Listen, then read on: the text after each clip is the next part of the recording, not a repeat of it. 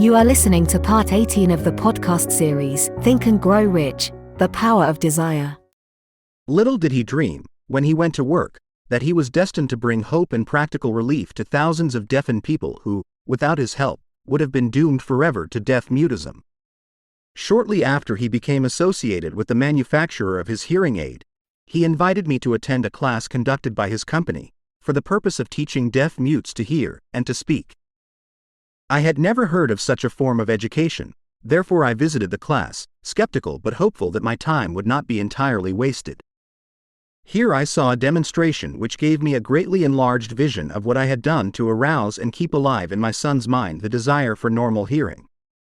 I saw deaf mutes actually being taught to hear and to speak, through application of the self-same principle I had used, more than 20 years previously, in saving my son from deaf mutism.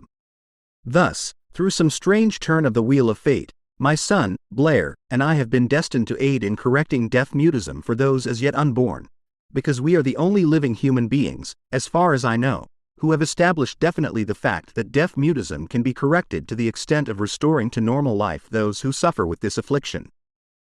It has been done for one. It will be done for others. There is no doubt in my mind that Blair would have been a deaf mute all his life, if his mother and I had not managed to shape his mind as we did.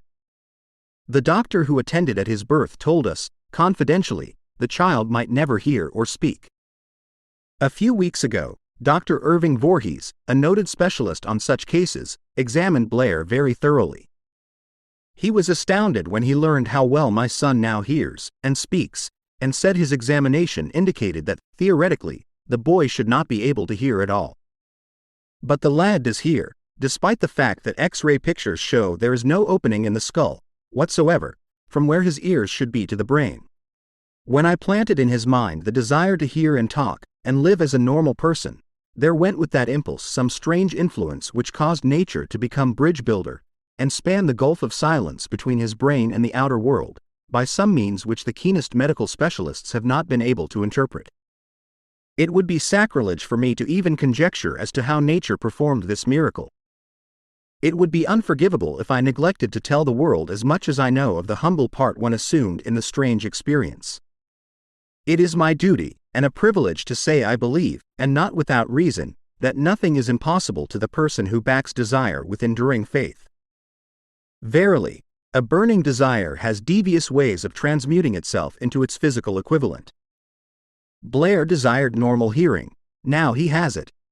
He was born with a handicap which might easily have sent one with a less defined desire to the street with a bundle of pencils and a tin cup.